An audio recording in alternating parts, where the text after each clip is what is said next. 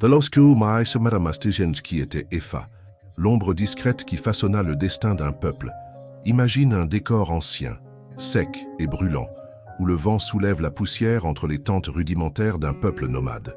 Dans ce paysage oublié du temps, les pactes ne se scellaient pas avec des serments gravés, mais par des unions silencieuses, souvent incarnées par des femmes remises aux hommes puissants, tissant à travers leur sang les futures trajectoires de nations entières.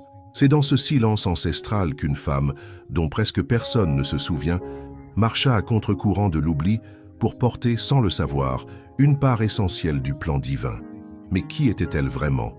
Et comment se fait-il qu'un nom à peine cité ait pu s'inscrire dans l'éternité spirituelle d'Israël? Aujourd'hui, nous allons soulever le voile sur une vie discrète mais déterminante. Une femme qui ne chercha ni trône ni reconnaissance, mais dont le rôle fut décisif pour l'histoire sacrée. Quand on pense aux figures bibliques majeures, on évoque spontanément Abraham, Moïse ou David. Pourtant, entre les lignes des Écritures se cachent des présences oubliées, des acteurs silencieux sans lesquels l'histoire aurait peut-être pris une autre direction. As-tu déjà songé à ces mains invisibles qui ont façonné dans l'ombre l'histoire du salut, à ces vies que personne n'applaudit, mais qui, dans leur fidélité, ont déplacé des montagnes sans jamais quitter le sol? Je t'invite à rester avec nous jusqu'au bout de cette exploration, car ce que tu découvriras sur Epha pourrait bien redéfinir ta propre vision de l'importance que peut revêtir une vie simple aux yeux de Dieu. Avant d'entrer pleinement dans son histoire, prenons un instant. Ferme les yeux et pose-toi une question sincère. Te crois-tu essentiel dans les desseins du Très-Haut? Ou bien as-tu parfois le sentiment d'être un détail négligeable, trop petit pour compter dans l'immense fresque de l'éternité? Laisse-moi t'affirmer ceci. Dans le royaume de Dieu, aucun détail n'est insignifiant. Ce qui semble petit aux yeux des hommes peut porter un poids immense dans l'équilibre céleste. Le temps d'Epha n'était pas paisible. Israël venait tout juste de prendre pied dans la terre promise, mais la conquête physique ne signifiait pas la stabilité spirituelle. C'était l'ère des juges, un temps troublé, où chacun agissait selon ses propres lois, où la foi vacillait et où l'espoir renaissait par éclats, souvent porté par des figures inattendues. Parmi ces âmes discrètes se trouvait Epha. Son nom surgit à peine, dans un passage que beaucoup survolent. Et pourtant, cette mention furtive cache un lien mystérieux avec l'accomplissement d'une promesse ancienne. Une femme unie à Caleb, le vaillant explorateur, non pas par une romance contée, mais par une alliance chargée de sens. Bientôt, tu comprendras que certaines unions, bien que silencieuses, peuvent écrire des lignes entières de l'histoire divine. Mais pour cela, il faut d'abord redonner à ces figures invisibles la place qu'elles n'ont jamais cessé d'occuper dans le cœur de Dieu. Une trace effacée. Le rôle mystérieux d'Epha dans les promesses de Dieu. De nos jours, le mot concubine évoque souvent des images de soumission ou d'infériorité. Il est teinté de jugement, de silence imposé. Pourtant, dans les sociétés antiques, ce statut avait une signification bien différente. Être concubine pouvait relever d'une décision stratégique, d'un acte d'alliance entre familles, de la volonté de consolider des pactes tribaux. Ce n'était pas un rôle décoratif, mais une position déterminante dans l'architecture sociale de l'époque.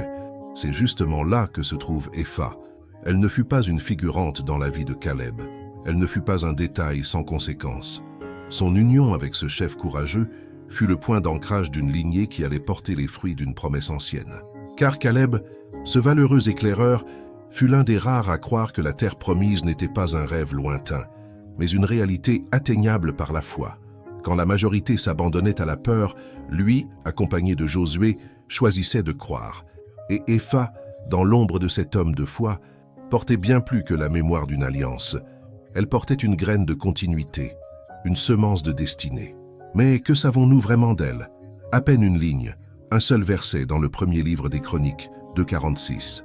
Un nom discret, perdu dans une liste généalogique que tant de lecteurs survolent sans attention. Et pourtant, derrière cette mention se cache un monde, une implication profonde, un rôle dont l'écho résonne encore dans le fil invisible des desseins divins. C'est ici que surgit une question essentielle.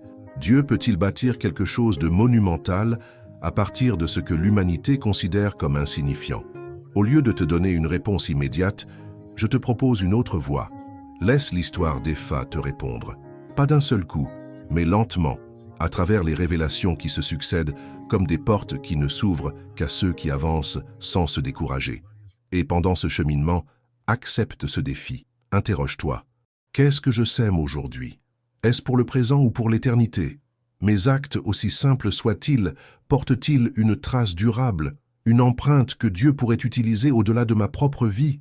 Tu comprendras bientôt pourquoi les célébrations du ciel ne ressemblent pas à celles des hommes, pourquoi les grandes révolutions spirituelles commencent souvent dans le silence, dans l'invisible, pourquoi ceux qui, comme Epha, offrent leur vie en toute humilité deviennent les bâtisseurs d'un avenir sacré.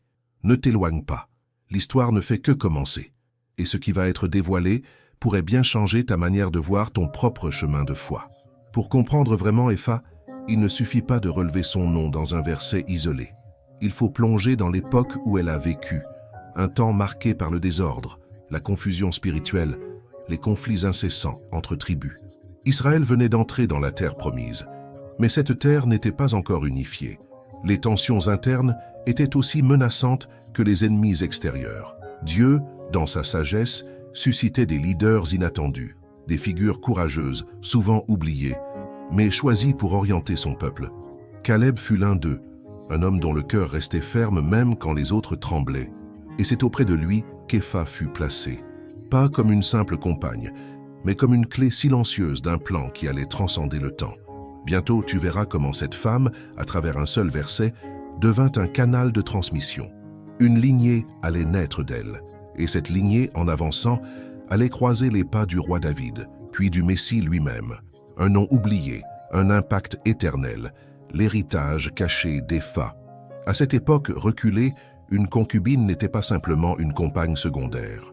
Dans bien des cas, son rôle s'inscrivait dans des manœuvres diplomatiques, des accords intertribaux soigneusement tissés pour renforcer des alliances ou éviter des conflits meurtriers. Chaque union revêtait une signification politique, sociale et spirituelle. Rien n'était laissé au hasard. Epha, fille d'un homme nommé Maaka, appartenait très probablement à une lignée respectée, peut-être influente.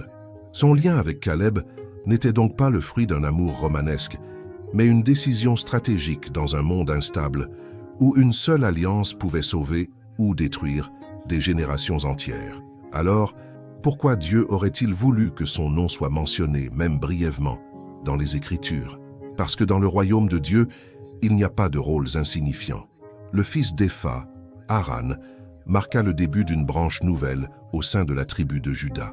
Une tribu qui allait, avec le temps, devenir le berceau d'une royauté prophétique, la lignée de David, et plus tard, celle du Messie, Jésus.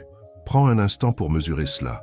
Une femme que les historiens ont à peine notée devint un maillon fondamental dans la chaîne de la rédemption du monde. Epha ne fut ni guerrière, ni prophétesse, ni souveraine. Elle fut mère, et dans son sein, elle porta une promesse silencieuse, un futur tissé dans le secret du quotidien. À l'époque des juges, la fidélité envers Dieu était mise à l'épreuve à chaque tournant. L'idolâtrie rampait dans les foyers, séduisait les cœurs, effaçait les souvenirs des alliances passées. Pourtant, dans les coulisses de cette instabilité, Dieu continuait son œuvre. Il semait sa volonté dans les replis cachés, dans les engagements discrets de ceux qui lui restaient fidèles. L'histoire d'Epha est aussi celle de tous ceux qui, sans bruit ni reconnaissance, jouent leur rôle dans le vaste récit du salut. Ils ne sont pas sous les projecteurs, mais leur foi bâtit des fondations invisibles. Aujourd'hui encore, combien vivent dans ce silence actif? Mères qui élèvent leurs enfants avec amour, travailleurs qui plantent la bonté dans un monde rude, croyants qui prient dans l'ombre, loin des regards. Epha, c'est eux, c'est toi. C'est moi lorsque nous persévérons dans l'obéissance, sans rien attendre en retour. La Bible ne donne pas toujours de longs chapitres aux héros méconnus. Parfois, une simple mention suffit à révéler leur grandeur aux yeux du ciel. Mais dans quel contexte Epha et Caleb ont-ils vécu? La terre de Canaan, mosaïque de peuples et de croyances, présentait des dangers multiples. Les Israélites ne combattaient pas seulement des armées visibles. Ils luttaient aussi contre l'attraction subtile de cultures étrangères, capables de détourner leur cœur du Dieu vivant. Dans ce chaos spirituel et politique, chaque union, chaque naissance, chaque décision individuelle comptait. C'est dans ce jeu complexe de risques et d'opportunités que Dieu tissait son plan millénaire. Par l'enfant qu'elle porta, Epha s'intégra à la lignée royale de Juda. Une lignée à laquelle Jacob, dans Genèse 49:10, avait promis « Le sceptre ne s'éloignera point de Juda ». Une promesse ancienne, commencée bien avant elle, mais réalisée à travers des femmes comme elle. Voilà la vérité. Ce que nous faisons aujourd'hui, même caché, s'inscrit peut-être dans une œuvre infiniment plus grande. Si notre cœur est en accord avec celui de Dieu, alors même le silence devient prophétique. L'héritage invisible, la foi silencieuse d'Epha et l'espérance des générations. Revenons un instant à Caleb. Sa vie entière fut une déclaration de fidélité. Lorsqu'il reçut Hébron en héritage, ce même territoire qu'il avait exploré dans sa jeunesse avec foi et courage, ce fut l'accomplissement d'une promesse divine, mais aussi le point de départ d'un futur que ses pas avaient contribué à ouvrir. Sous sa direction, cette terre se transforma en berceau d'une lignée. Sa famille y prospéra, y planta des racines, y sema des graines invisibles. Et Epha, liée à lui, ne fut pas en marge de cette mission. Elle ne combattait pas sur les champs de bataille, mais elle était présente dans un autre terrain, tout aussi décisif, le foyer. C'est là, dans le secret du quotidien, qu'elle porta et protégea une promesse, non par la force, mais par la constance. Et nous, dans nos vies actuelles, posons-nous la question, semons-nous seulement pour aujourd'hui ou pour ceux qui viendront après nous? Epha n'a jamais vu David, elle n'a jamais entendu parler de Jésus, mais son rôle, ancré dans la discrétion, fut essentiel pour que ces figures surgissent à leur tour dans l'histoire. Sa foi silencieuse était une pierre placée dans l'édifice du salut. Avant d'aller plus loin dans la révélation de son héritage, je te laisse une pensée. Peut-être que les graines que tu sèmes aujourd'hui, dans l'obéissance, dans la confiance, fleuriront bien après ton départ. Et peut-être comme Epha, ne verras-tu pas les fruits, mais ils nourriront des générations. Allons plus loin. Ce que nous découvrons au fil de cette histoire, c'est que les œuvres les plus profondes de Dieu ne commencent pas toujours sous les projecteurs. Souvent, elles germent dans le silence, dans des cœurs oubliés, dans des âmes que le monde ignore. C'est le moment d'ouvrir notre regard spirituel, de percevoir la véritable portée de la vie d'Epha. Commençons par ce que beaucoup considèrent comme secondaire, les généalogies. Ces longues listes de noms que tant de lecteurs sautent. Et pourtant, pour le peuple d'Israël, elles étaient des témoignages vivants de la fidélité divine. Chaque nom y brillait comme une étoile dans la nuit, traçant le chemin vers la promesse ultime. Le nom d'Aran, fils d'Epha, n'est pas une exception. Il est une brique dans le mur qui mène à Juda. Et Juda, c'est la tribu royale, celle que Jacob bénit dans Genèse 49:10, annonçant que le sceptre ne s'en écarterait pas. Et c'est de cette lignée que naîtra, des siècles plus tard, le Messie. Imagine, sans Epha, sans cet enfant, la chaîne aurait pu être rompue. Le destin aurait pu basculer. Peux-tu ressentir le poids de sa place dans l'histoire? Mais allons plus profond encore. Quel fut son combat personnel? Être concubine, à cette époque, n'était pas sans douleur. Elle n'était pas épouse principale. Elle n'était pas honorée publiquement. Peut-être subissait-elle des jugements, des regards froids, des silences lourds. Et pourtant, malgré tout, elle a tenu son rôle. Combien de nuits a-t-elle passé à se demander si sa vie avait un sens? Combien de fois a-t-elle pleuré dans l'ombre, cherchant le regard de Dieu dans un monde qui ne la voyait pas? Une foi silencieuse, un écho éternel, quand l'ombre révèle la lumière. Peut-être toi aussi tu as connu ces moments d'épuisement silencieux, ces jours où tu as l'impression que tes efforts passent inaperçus, où ta fidélité ne semble produire aucun fruit visible. Si tel est le cas, permets-moi de te dire ceci, tu n'es pas seul. L'histoire d'Epha est aussi la tienne. Chaque geste d'obéissance, chaque acte d'amour discret, chaque prière que personne n'entend, Dieu, lui, les entend. Il les inscrit, non dans un livre humain, mais dans son cœur. La Bible nous enseigne ce principe à travers d'autres vies oubliées. Pensons à Ruth, cette veuve étrangère, qui choisit de rester aux côtés de sa belle-mère Noémie, travaillant humblement dans les champs.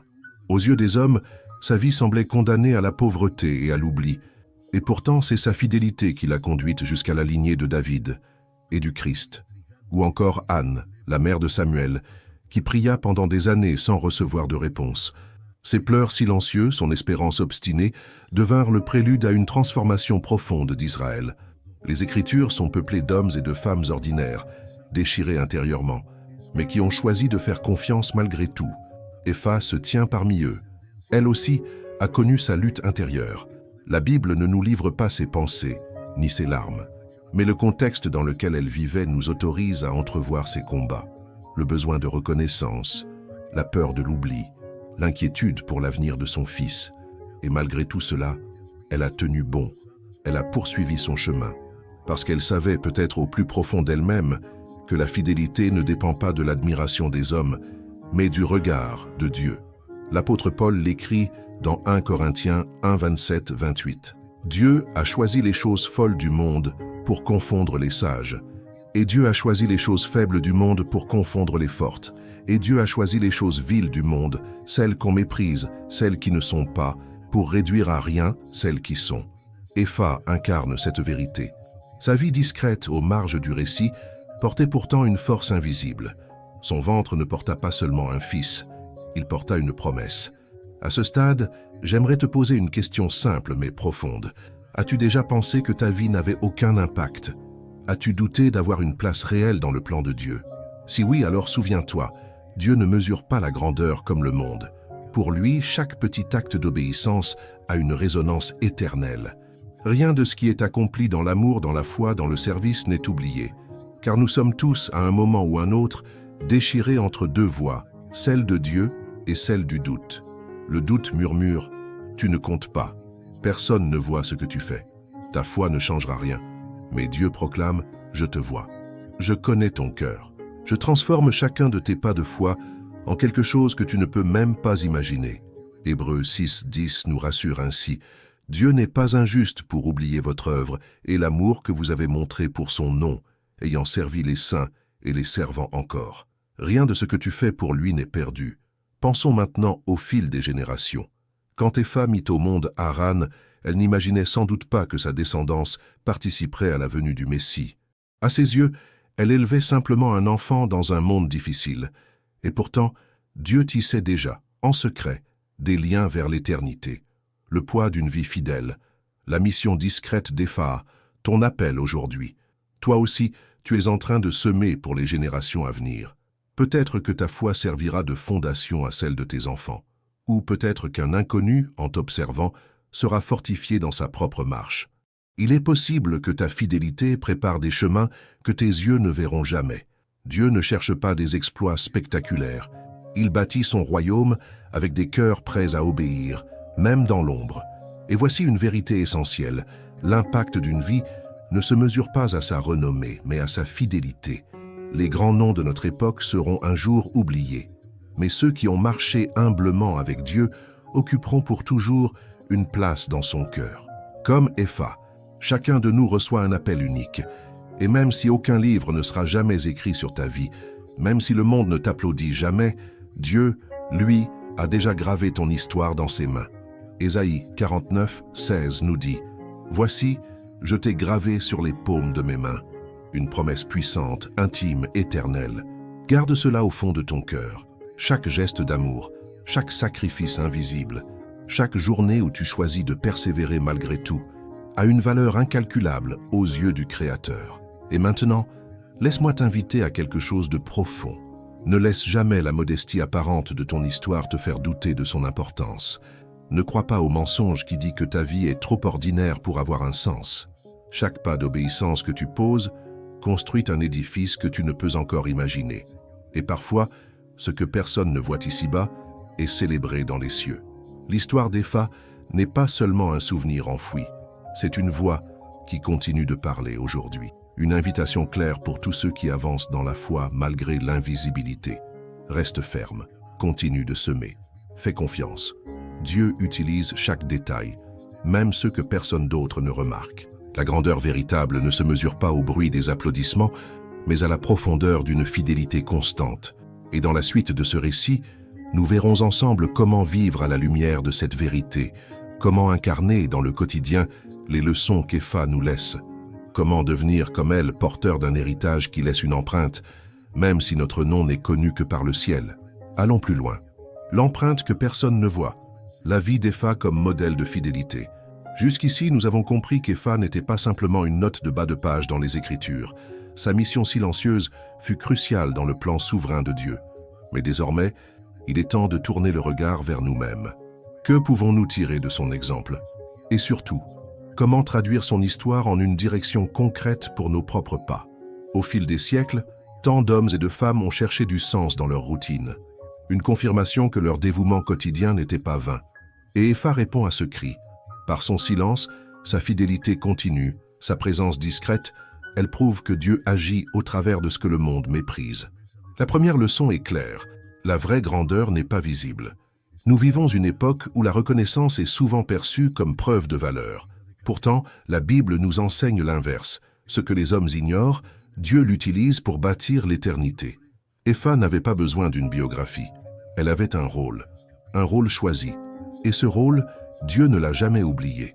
Quand l'invisible devient éternel, la puissance des gestes cachés. Deuxième leçon essentielle, les rôles invisibles bâtissent aussi le royaume. Toi qui peut-être sers dans l'ombre, toi qui aimes ta famille, qui prie sans être entendu, qui reste fidèle dans les détails du quotidien, sache que ta vie laisse une empreinte. Même si tu n'écris pas de livre, même si tu ne montes jamais sur une scène, même si tu n'as pas de foule qui te suit, Dieu, lui, te voit. Et s'il te voit, c'est qu'il t'utilise. Dans Éphésiens 2:10, l'apôtre Paul nous rappelle une vérité fondamentale. Car nous sommes son ouvrage, ayant été créés en Jésus-Christ pour de bonnes œuvres que Dieu a préparées d'avance, afin que nous les pratiquions. Rien de ce que tu fais dans l'obéissance reste stérile.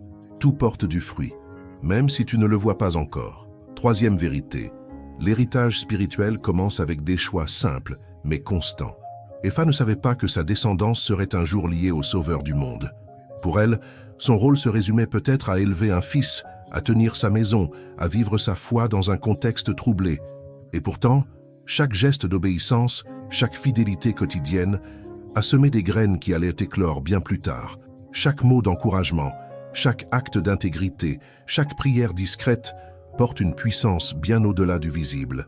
Rien n'est perdu. Je t'invite maintenant à une pause. Observe ta propre vie, tes habitudes, tes combats, tes gestes de générosité. Peut-être te semble-t-il banal, voire inutile, mais aux yeux de Dieu, chacun est chargé de sens. Réflexion pratique 1. Que sèmes-tu aujourd'hui? Beaucoup désirent récolter une grande destinée sans avoir semé dans l'intimité. L'histoire d'Epha nous interpelle. Il faut une semence intentionnelle, même sans visibilité immédiate. Tu investis peut-être dans tes enfants, dans ta communauté, dans ton église. Tu luttes peut-être contre la maladie, la solitude ou le découragement. Chaque geste compte. Chaque semence a du potentiel. Réflexion pratique 2. Où places-tu ta valeur? Aujourd'hui, tant de gens construisent leur identité sur le regard des autres. Mais Epha nous rappelle que la véritable valeur est d'appartenir à une œuvre éternelle, même si personne ne connaît notre nom. Ta valeur ne réside pas dans ce que tu fais, mais dans celui qui t'a appelé. Et s'il t'a confié une mission, aussi modeste soit-elle, cela suffit. Réflexion pratique 3. Es-tu prêt à vivre pour un héritage que tu ne verras peut-être jamais? Epha ne vit jamais David. Elle n'entendit jamais parler de Jésus. Et pourtant, sa fidélité rendit leur venue possible. Notre époque nous pousse vers l'immédiateté. Résultat rapide, reconnaissance instantanée. Mais le royaume de Dieu se construit lentement, avec patience et constance. Pense à ces missionnaires partis dans des terres ingrates, sans conversion visible, à ces mères qui ont prié durant des années pour des enfants égarés, à ces ouvriers qui ont bâti des églises de leurs propres mains, sans jamais qu'on grave leur nom dans une pierre. Tous ont joué un rôle. Tous, comme Epha, ont participé à une mission bien plus vaste qu'eux. Application directe à ta vie quotidienne. 1. Redonne de la valeur aux petites choses. Rien de ce qui est fait par amour n'est inutile. Servir, écouter, consoler, enseigner, prier, tout cela compte. 2. Vis avec intention. Chaque jour est une opportunité de semer quelque chose qui dépasse ta propre vie. 3. Ne te compare pas. L'appel d'Epha n'était pas celui de Moïse ni de Ruth. Dieu ne veut pas de copies, mais des cœurs disponibles. 4. Accepte l'anonymat avec foi. Tu peux être invisible pour les hommes, mais essentiel dans le plan divin. 5. Sois fidèle là où tu es. Ce lieu où tu te trouves est déjà ton champ de mission. Pas besoin d'attendre une autre saison pour obéir. 6. Redéfinir la grandeur. La fidélité selon Epha 7. Epha nous pousse à repenser entièrement ce que signifie le succès spirituel. Le vrai accomplissement n'est pas une question d'influence, mais de fidélité. Ce n'est pas accomplir beaucoup de choses, mais accomplir ce que Dieu t'a confié. Ce n'est pas briller aux yeux du monde, mais refléter la lumière de celui qui t'a appelé. 8. À ce stade du voyage, Retiens bien ceci. Il n'existe aucune œuvre petite quand elle est faite avec foi. 9. Revenons un instant à Hébreux 11, ce chapitre que l'on appelle souvent la galerie des héros de la foi. Il est écrit que beaucoup d'entre eux sont morts sans avoir reçu ce qui leur avait été promis, mais ils l'ont vu de loin, et ils y ont cru. 10. Épha pourrait très bien figurer parmi eux, une femme sans statut, sans reconnaissance, sans longues pages écrites à son sujet, mais avec un cœur entièrement disposé. 11. Et toi, quel rôle occupes-tu dans cette grande galerie? Serais-tu prêt à vivre toute ta vie dans la confiance, même sans voir tous les fruits, à rester fidèle, même dans l'ombre? 12. La vraie foi ne se mesure pas par ce que nous accomplissons, mais par ce que nous obéissons. 13. Quelques mots pour clore cette étape. 14. Je veux t'encourager. Peut-être que ton histoire est remplie de silence. Peut-être que personne ne te félicite, que tu avances dans l'oubli. Mais si tu marches avec Dieu, chaque pas que tu fais a un retentissement dans le ciel. 15. Le monde a besoin de plus de personnes comme Épha. Des gens qui aiment sans condition, qui servent sans attendre, qui construisent, pierre après pierre, une œuvre éternelle, simplement avec la foi et la persévérance. 16. Tu peux être cette personne. 17. Tu n'as pas besoin de renommée, juste de foi. Tu n'as pas besoin d'une scène, juste d'un cœur qui se rend disponible. 18. Car à la fin, quand tout aura passé, ce qui comptera ne sera pas combien tu as brillé, mais combien tu as reflété celui qui t'a formé. 19. Et si Épha, mentionné une seule fois dans les Écritures, a pu être un maillon essentiel dans l'histoire du salut, imagine ce que Dieu pourrait accomplir avec une vie entière offerte à son dessein. 20. Mais attention, l'histoire n'est pas encore finie. 21. Dans la dernière partie, nous allons découvrir une révélation qui changera peut-être à jamais la manière dont tu comprends ton rôle dans le cœur même de Dieu. 22. 23. Une vérité oubliée, la révélation finale du Legs d'Épha 24. Nous arrivons maintenant à l'apogée de ce voyage. Nous avons exploré les silences de la Bible, retracé le contexte historique, médité sur les luttes intérieures d'Épha et appliqué ses enseignements à notre quotidien. 25. Mais voici venu le temps de percer un mystère profond, un message capable de transformer ta perception, non seulement de l'histoire biblique, mais aussi de ta propre histoire. 26. Épha n'était pas un personnage secondaire sans importance. Sa vie fut placée avec une précision divine, dans la lignée généalogique qui relierait le roi David à Jésus de Nazareth. 27. Et cette révélation, cachée dans une simple liste de noms, nous prouve quelque chose de bouleversant. Même ce qui paraît négligeable dans les yeux des hommes peut être central dans les plans du ciel. 28. Un nom discret, une mission éternelle. La dernière révélation d'Épha 29. L'Évangile selon Matthieu commence par une liste, une généalogie, un enchaînement de noms souvent ignorés. Et pourtant, c'est là que se dessine l'arbre du Messie. Épha n'y est pas directement mentionné, mais ses descendants, eux, y sont. Son fils Haran fait partie de cette continuité sacrée qui mènera, génération après génération, à la naissance du Sauveur du monde. 30. Réfléchis à cela un instant. Sans Épha, sans sa contribution silencieuse, cette chaîne aurait pu se briser. Elle n'a pas occupé les premières lignes de l'histoire. Son rôle fut modeste, mais essentiel. Sa mission, simple en apparence, portait un poids d'éternité. Son nom court et discret cache un impact que seul le ciel mesure pleinement. 31. Voici donc la grande révélation. Dieu réalise ses desseins éternels à travers des gens ordinaires, ceux qui choisissent de croire, de servir et d'obéir. Et s'il l'a fait avec Épha, il peut aussi le faire avec toi. 32. Peut-être que ton histoire semble insignifiante aux yeux des hommes.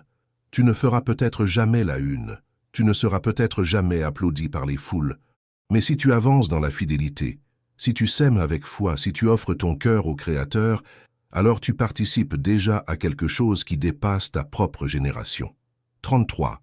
Épha n'a jamais cherché la reconnaissance. Elle n'a pas poursuivi l'influence ou la gloire. Elle a simplement vécu son époque avec foi, en remplissant le rôle qui lui était confié, et cela a suffi à marquer l'histoire. 34. Aujourd'hui encore, Dieu cherche des personnes comme elle, des hommes et des femmes prêts à marcher dans l'invisible, des cœurs qui disent « me voici », même sans comprendre tout le plan. Des vies qui choisissent l'obéissance plutôt que le prestige. 35. Et toi, que choisis-tu? 36. Je veux te laisser avec une vérité à graver dans ton âme. Ne sous-estime jamais la puissance d'une vie remise entre les mains de Dieu. Même si le monde ne te voit pas, le ciel célèbre chacun de tes pas. 37. L'histoire d'Epha se termine sur terre sans éclat. Mais dans l'éternité, son nom brille comme une preuve. La fidélité construit ce que la célébrité ne pourra jamais atteindre. 38. Alors, quel héritage veux-tu laisser? 39. Choisis de vivre avec intention. Choisis de semer pour l'éternité. Choisis d'appartenir à ceux que l'histoire oublie, mais que le ciel n'efface jamais. 40. Car souvent, les pierres les plus précieuses sont enfouies sous la terre. Et comme Epha, toi aussi, tu peux devenir un chapitre vivant de l'histoire que Dieu continue d'écrire. 41. À très bientôt.